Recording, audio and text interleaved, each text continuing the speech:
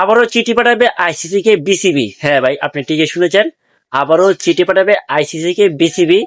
কেননা আজকে আপনারা হয়তো সবাই জানেন যে বাংলাদেশের বর্তমান ক্রীড়া উপদেষ্টা ডক্টর আসিফ নজরুল স্যার এবং বাংলাদেশ বিসিবি সভাপতি আমিনুল ইসলাম, তারা সবাই মিলে বাংলাদেশের ক্রিকেটারদের সঙ্গে একটা বৈঠক করেছিল। সেই বৈঠক শেষে এটাই সিদ্ধান্ত এসেছে যে বাংলাদেশ ক্রিকেট বোর্ড বিসিবি আবারও আইসিসি কে চিঠি পাঠাবে, মানে তৃতীয়বারের মতো চিঠি পাঠাবে, আইসিসি কে বুঝাবে যে বাংলাদেশ বিশ্বকাপ খেলতে চায়, কিন্তু ভারতের মাটিতে নয়, শ্রীলঙ্কাতে গিয়ে খেলতে চায়। তো আইসিসি কে লাস্ট শেষবারের মতো চিঠি পাঠাবে বিসিবি বাংলাদেশের ম্যাচগুলো শ্রীলঙ্কাতে নেওয়ার জন্য। তো এখনো কোনো ফাইনাল সিদ্ধান্ত আসে নাই বিসিবির কাছ থেকে যে বাংলাদেশ বিশ্বকাপ খেলবে কি খেলবে না।